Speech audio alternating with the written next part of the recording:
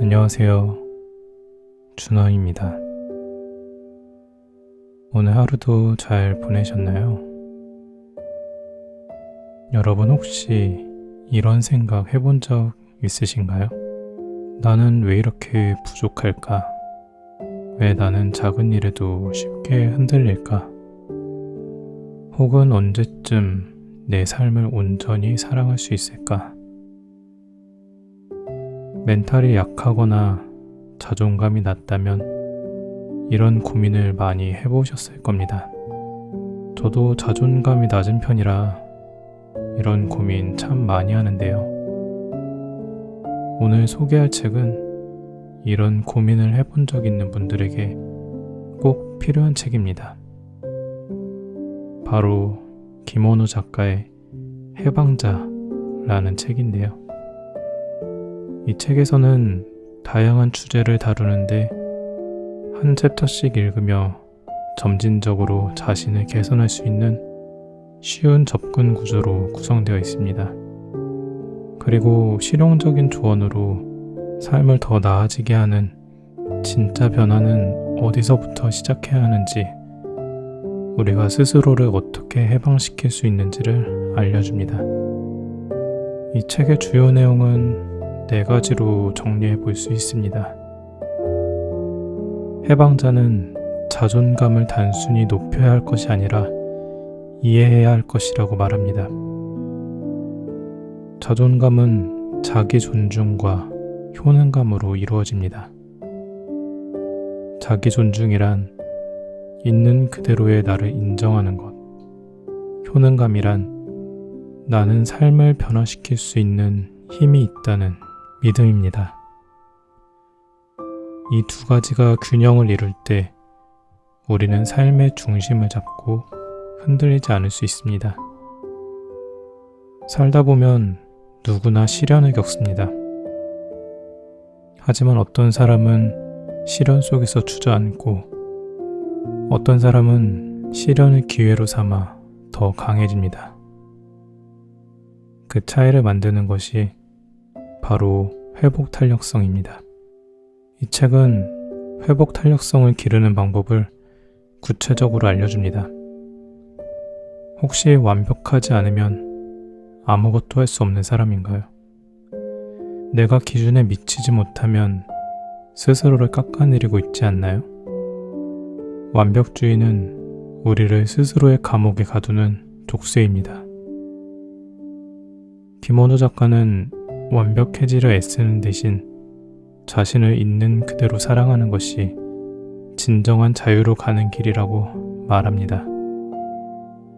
우리는 남의 시선을 너무 많이 신경 씁니다. 하지만 우리가 정말 원하는 삶을 살려면 타인의 기대가 아니라 내가 원하는 삶에 집중해야 합니다. 타인의 기대에 맞춰 사느라 정작 내 삶이 무너지고 있다면 이제는 방향을 바꿀 때입니다. 이 책에서 말합니다. 우리는 누구나 스스로를 구할 수 있는 해방자가 될 수 있다고. 자신의 한계를 스스로 만들지 말고 자유롭고 건강한 삶을 선택하라고요. 지금 힘들다면 이 책이 여러분의 길을 밝혀줄 겁니다. 오늘 나를 위한 한 걸음을 내디뎌 보는 건 어떨까요? 저와 함께 더 나은 삶을 만들어 가도록 해요. 그럼 책 읽어 드릴게요. 오늘도 편안한 밤 되세요.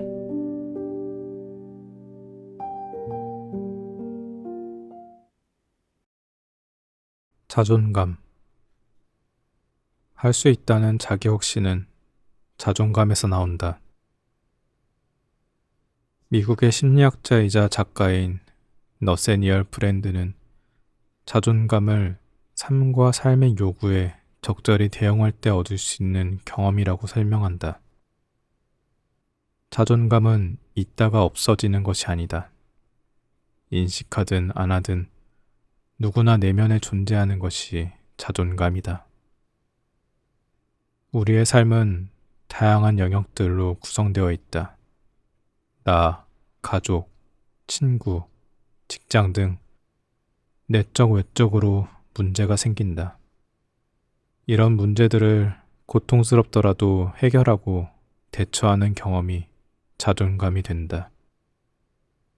이는 곧 나는 할 수 있다는 자기의 확신으로 바뀐다. 자존감이 높은 사람은 균형 잡힌 시야를 가지고 있다. 자신의 노력에는 늘 대가가 있다고 생각하고 행복하게 살 가치가 있다고 믿는다. 실패에서도 배우며 성장한다. 자존감은 삶의 균형이자 원동력이다. 우리의 삶은 요동치는 주식과 같다. 상한가를 치면 자신에 대한 신뢰와 믿음이 생긴다. 미래에 꽃길만 있다고 믿는다. 하한가를 치면 자기 불신과 후회, 절망이 가득 찬다. 강할 때는 강하고 약할 때 한없이 약해진다. 하지만 삶에서는 강할 땐 약하고 약할 땐 강해지는 균형을 지켜야 한다. 자존감이 높은 사람은 인생에 끌려다니지 않는다. 자존감이 높은 사람은 인생이 잘 풀릴 때 흥분하지 않고 겸손해진다. 타인이 눈앞의 기회를 볼 때 자존감이 높은 사람은 위험을 예측하고 대비한다. 큰 성공을 하면 행복을 나누지만 발전과 도전은 포기하지 않는다. 성공 그 이후를 생각한다. 자존감이 낮은 사람은 일희일비한다. 얻은 것에 흥분하고 절제하지 않는다. 잃은 것은 놓아주지 못한다. 눈앞의 기회와 가치에 큰 의미를 부여한다. 어려움에 빠졌을 때 자신은 어려움을 극복할 능력이 없다며 좌절한다. 잠재 능력을 발견하거나 자기 실현을 하지 못하고 그저 인생이 흘러가는 대로 산다. 자존감은 인간 내면에 존재하는 성장의 원동력이다. 개인적인 선택과 의식의 활용은 자존감을 키우거나 혹은 외면하게 만든다. 부정적인 자아를 가진 사람은 스스로 부족하다고 느끼며 공허해야 한다. 자신의 정신을 믿지 않는다. 자신은 왜 태어났고 삶의 의미는 무엇인지 모른다. 자신을 사랑하거나 받아들이지 않는다. 단기적인 쾌락과 욕망에 빠지기 쉽다. 반면 성장하는 사람은 자신은 행복하게 살 가치가 있는 사람이라고 믿는다. 정신, 능력, 자기신뢰, 언행일치, 도덕관념이 충만하다. 이 세상에 나를 대체할 사람은 없다고 믿는다. 자신의 삶은 타인과 다른 고유한 길이 있다고 믿는다. 자존감은 자기 존중과 효능감 두 가지 축으로 구성되어 있다. 자기 존중은 자신은 대체 불가능한 고유의 가치가 있으며 행복한 삶을 누릴 자격이 있음을 믿는 것이다. 자신의 욕구에 충실한 것이다. 단지 먹고 마시고 자는 1차원적인 욕구가 아니다. 자신이 어떤 사람인지 삶의 의미와 내게 중요한 가치를 발견하고 나는 어떻게 살 것인가에 따라 자신의 삶을 주도적으로 사는 것이다. 자기 효능감은 자신은 어떤 위기와 고난이 닥쳐오든 경험하고 배우고 대처할 능력이 있다는 것이다. 효능감이 높은 사람은 고난에서 성장한다. 당신은 행복하게 살 가치가 있는 사람이다. 행복하게 산다는 것은 무엇일까? 내가 태어나면서부터 고유한 가치를 지닌 소중한 사람임을 알고 존중하는 것이다.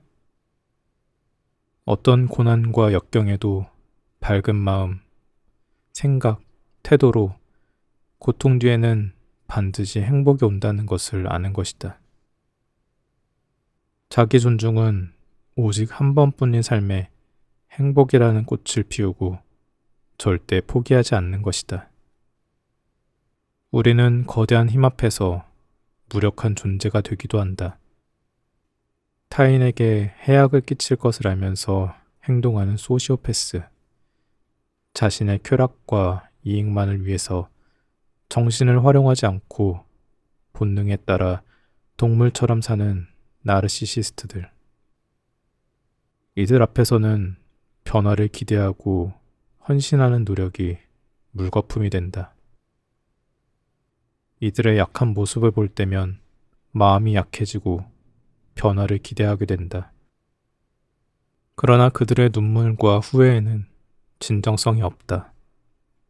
악어가 먹이를 먹을 때 흘리는 거짓 눈물이다. 나를 보살피지 못하게 하고 피해만 준다.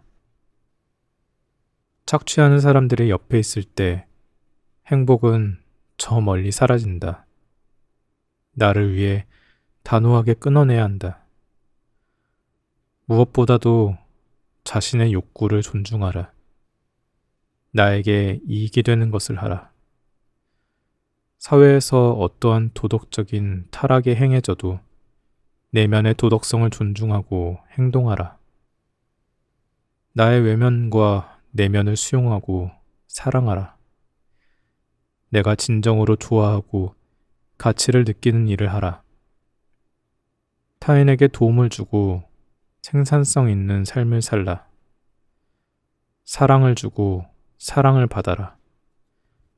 자기 주장을 하라. 생각과 느낌, 감정을 솔직하게 말해라. 삶의 통제권을 타인에게 넘기지 마라. 생각, 행동, 감정을 외부 요인에 맡기는 삶에서 벗어나야 한다. 정신력 권리와 자신감은 외부에 보이는 요소다. 타인이 보기에 긍정적이고 자신감이 넘치는 사람이 있다. 그러나 이들이 내면적으로는 낮은 자존감을 가지고 있을 수도 있다. 언젠가 삶의 특정 영역에서 부족한 자존감은 수면 위로 올라오게 된다.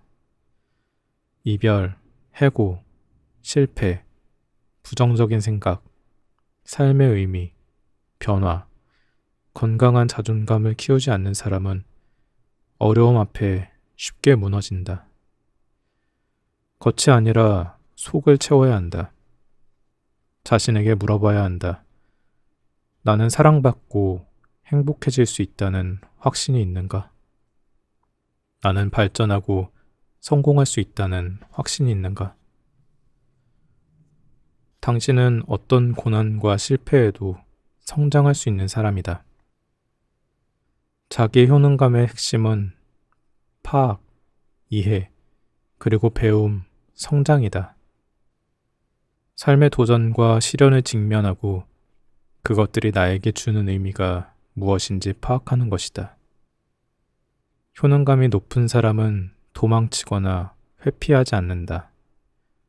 정신을 집중하고 문제를 파악하며 부족한 점이 있다면 인정한다.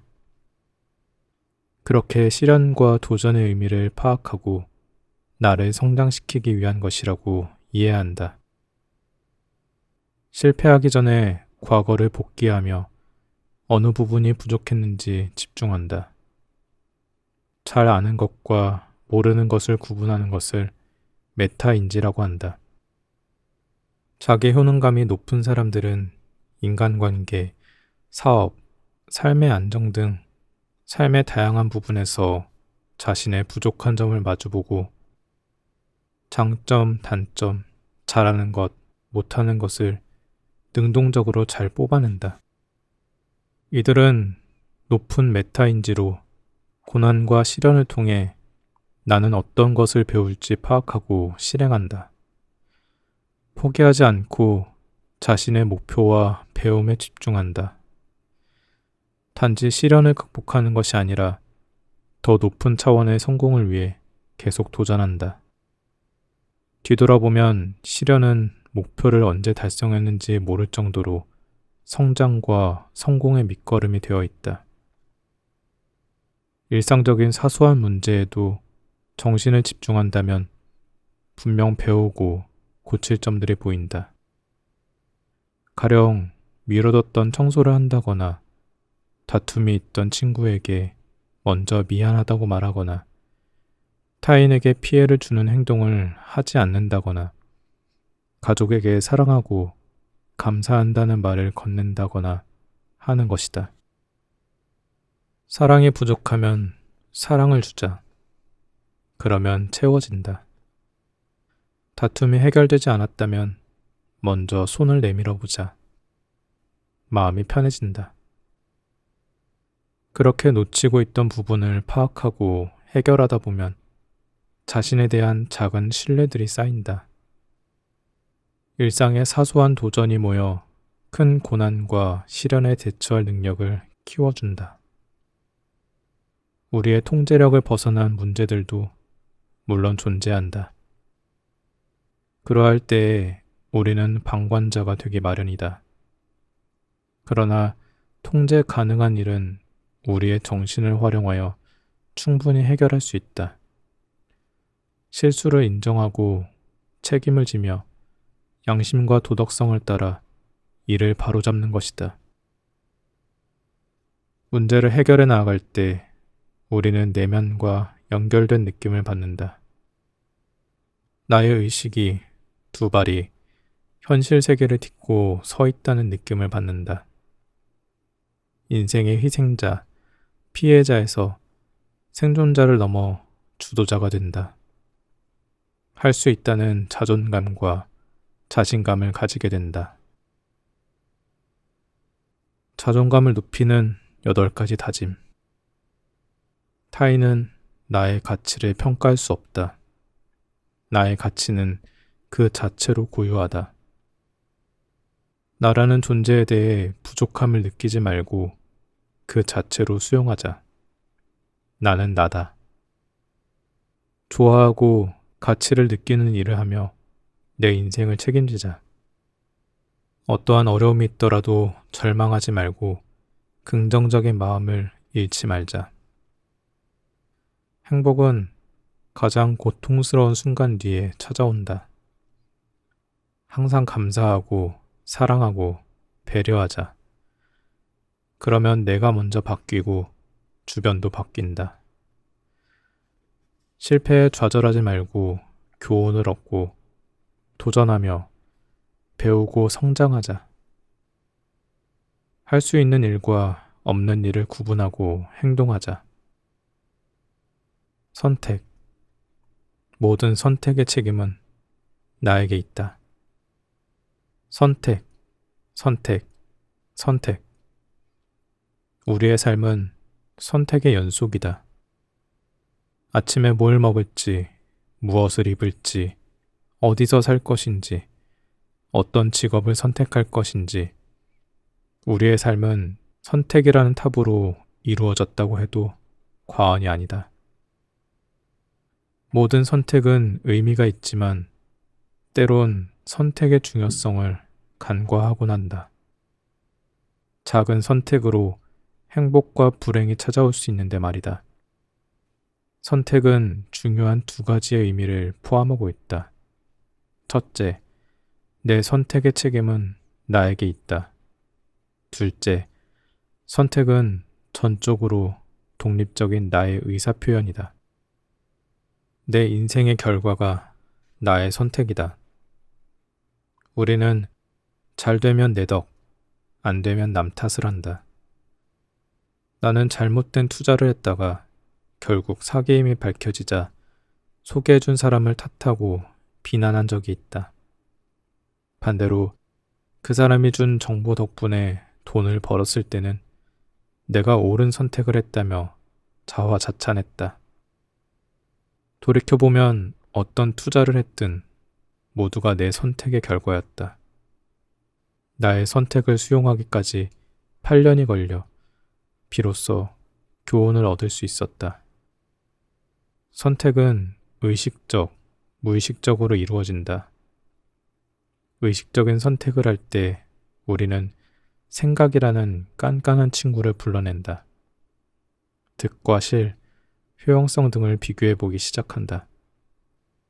최고의 선택을 내린다. 반대로 무의식적인 선택은 순간적으로 이루어진다. 늘 하던 최고의 선택을 습관적으로 한다. 잘 생각해보면 의식적인 선택을 하는 순간은 적다. 생각을 조금 하다가 귀찮아서 남들이 좋다는 것을 따라 선택한다. 인생을 좌우하는 선택에도 마찬가지이다. 자신이 무엇을 좋아하고 배우고 싶은지보다 대학교 간판을 선택한다. 시험 점수, 등급에 따라 대학교 간판을 1지망, 2지망, 3지망에 이리저리 옮겨 다니며 배치한다. 어떤 학과든 상관없다. 다른 사람들이 많이 선택한 대학교면 되는 것이다. 그리고 입학한다. 인생은 탄탄대로를 달릴 거라고 믿는다. 1년, 2년, 그렇게 믿으면서 논다. 그러다 선택의 순간이 다시 찾아온다. 군대와 취직. 여기서도 의식적으로 선택하지 않는다. 다른 동기들처럼 비슷한 시기에 군대에 가거나 미룬다. 취직 후 진로도 대기업이다. 취직 후에 다시 선택의 순간에 선다. 퇴사할까 말까. 심각한 선택 장애를 겪는다.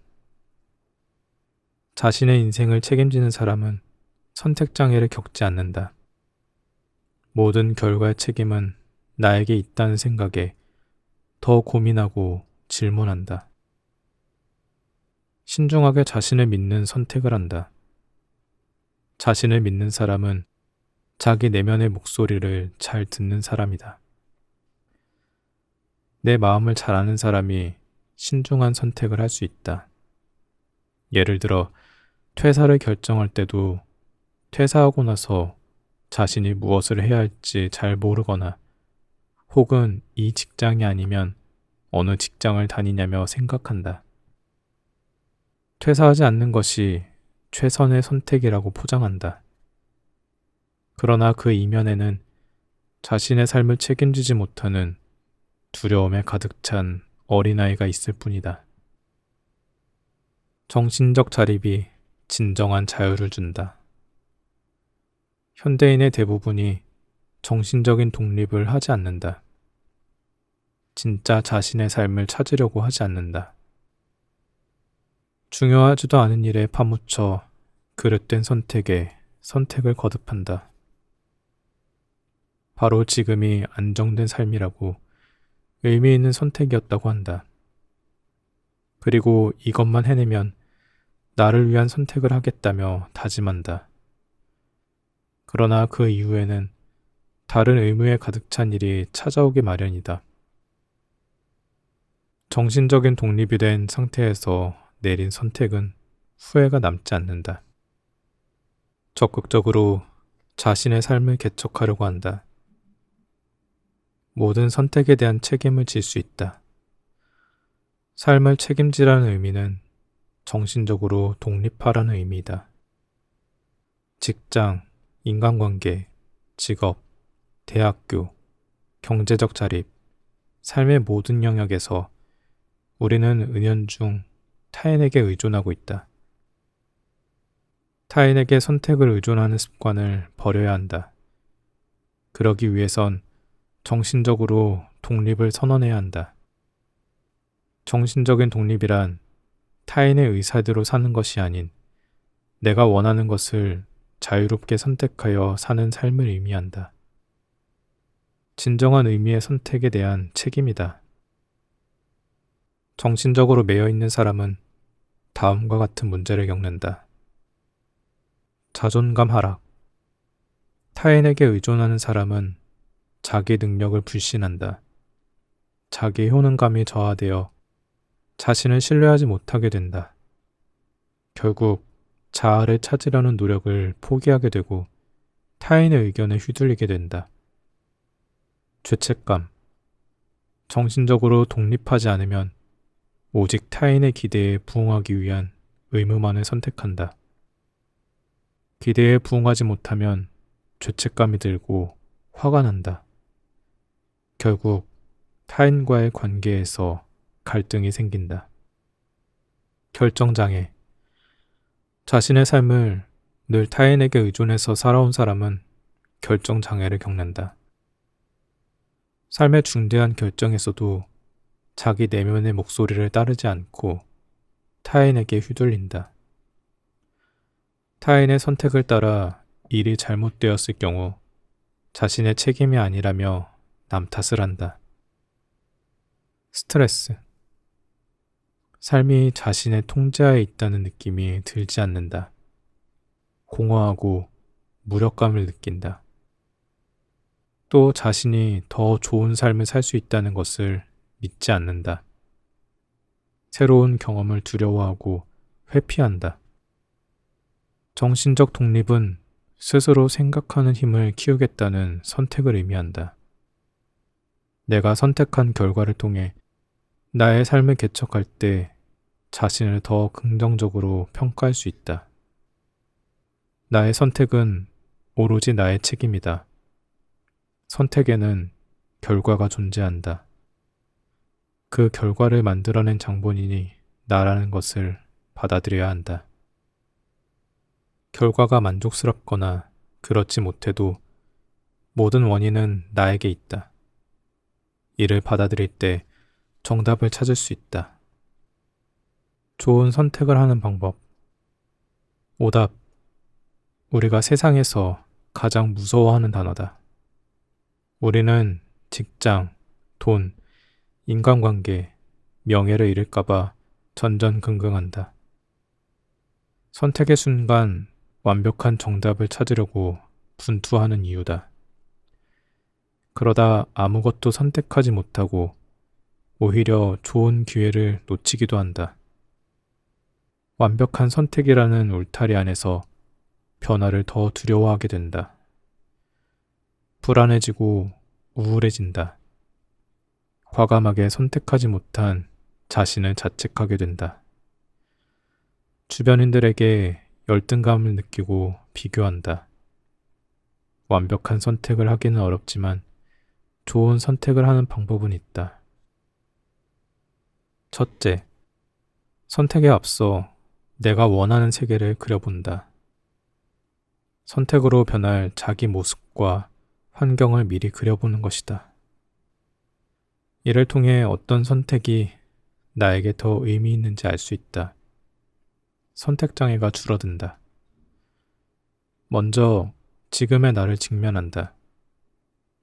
선택에 앞서 객관적으로 자신의 상황을 적는다. 좋다, 나쁘다, 멋지다 등의 단어는 뺀다. 주관은 철저하게 배제한다. 사는 곳, 입는 옷, 통장 잔고, 자동차, 가족, 인간관계, 직장 등이 될 수 있다. 다음으로 내가 지금 느끼는 감정을 솔직하게 적어본다. 나는 지금의 나와 내가 처한 상황에서 어떤 감정을 느끼는가? 내가 원하는 것은 무엇인가? 내가 생각하는 나의 모습은? 나와 관련된 모든 감정을 느끼고 적어본다. 마지막으로 나의 선택으로 바뀌는 세계를 그린다. 자신이 살고 싶은 세계를 상상해 본다. 조용한 곳에서 눈을 감고 자신의 세계를 천천히 그려본다. 집, 가족, 친구 관계, 직장, 먹고 있는 음식, 입고 있는 옷, 명확하게 각인될 때까지 그려본다. 생생하게 그린다. 누구와 있고 무엇을 하는지 그린다. 그리고 눈을 뜬다. 선택지를 다시 본다. 어떤 선택이 더 끌리는가? 둘째, 성장하는 마인드셋을 장착한다. 어떤 선택을 하든 성장하는 사람과 실패하는 사람이 있다. 전자는 어떤 선택이든 배움과 기회가 있다고 믿는다. 후자는 선택의 득과 실을 철저하게 따진다. 누가 정답을 골랐을까? 어느 길이건 장애물은 존재하기 마련이다. 처음에는 득과 실을 철저하게 따지고 선택했다고 하더라도 장애물이라는 예상치 못한 변수가 찾아온다. 득보다 실이 더 클 경우 장애물에서 좌절한다. 자신을 믿지 못한다. 자기 효능감이 낮아진다. 하지만 어떤 선택에도 배움이 있다고 생각하는 사람은 모든 여정에서 기회와 배움을 찾아낸다. 장애물을 극복하는 연습을 통해 내면과 정신력이 더 단단해진다. 꾸준히 길을 걷다가 돌아보니 자신이 원하는 모습으로 살고 있다. 어떤 길이든 장애물은 있다고 믿자. 장애물을 뛰어넘어 극복할 수 있음을 믿어야 한다. 자신을 믿어야 한다. 그리고 모든 선택은 자신의 꿈과 목표에 도움이 된다고 생각해야 한다. 나는 어려움을 극복할 능력이 있다. 모든 경험은 모든 면에서 나를 조금씩 발전하게 한다. 셋째, 직감을 믿는다. 스티브 잡스는 보이지 않는 곳에 쌓인 경험과 정보가 직관으로 변해 나온다고 하였다. 심리학자인 칼 융도 논리나 분석을 뛰어넘어 직관에 따르면 옳은 선택을 할 수 있다고 하였다. 아인슈타인도 직관의 중요성을 강조하였다. 직관은 본능이 아니라 경험이자 관록이다. 나의 직관을 믿고 선택해야 한다. 넷째, 우선순위를 정한다. 문제의 시급성은 각자 상황에 따라 다르다. 삶의 의미, 가치, 인간관계, 경제적 안정 등 모두가 각자의 우선순위가 있다. 자신이 가장 시급하다고 생각하는 문제, 마음속에 계속 해결되지 않고 남아있는 문제를 먼저 해결해야 한다. 일상적인 선택에서는 세 가지를 고려한다. 통제력, 내가 통제할 수 있는 것들인가? 시급성, 언제까지 처리해야 하는 일인가? 얼마나 중요한가? 내면의 목소리, 진정으로 내가 하고 싶은 일인가? 다섯째, 시간을 두고 선택한다. 자동차가 우리를 향해 돌진하면 본능적으로 피한다. 본능적인 선택이다. 그러나 대부분의 선택은 어느 정도 생각할 시간이 있다. 만약 당장의 선택을 요구하는 사항이 있다면 다음과 같이 말해보자. 이 문제가 시급한 것을 저도 누구님처럼 잘 이해하고 공감하고 있습니다. 더 좋은 선택을 내리기 위해 저에게 땡땡만큼의 시간을 주시면 감사하겠습니다. 그러면 상대는 가능한 한 최대한의 시간을 양보해 줄 것이다. 여섯째, 부탁할 때 세 가지만 기억하라. 나도 당신과 같은 심정이다. 이해한다. 나의 부탁을 들어줄 때 당신에게 땡땡 이득이 있다. 그리고 나는 땡땡을 원한다. 인간은 모르는 것을 두려워한다. 그래서 미래가 두렵다. 선택도 마찬가지이다. 어떤 결과가 찾아올지 모르기 때문이다. 그러나 선택의 본질을 알면 두렵지 않다. 어떤 선택이든 나는 성장하고 배울 수 있는 능력이 있다. 선택의 본질은 자기 책임이다. 내가 나를 책임지고 내 삶을 책임질 수 있다는 것을 경험하는 것이다. 스스로 선택하기로 마음먹으면 환경이 바뀌고 사람이 바뀐다. 모든 순간이 선택이며 그 선택에 따라 인생도 변한다.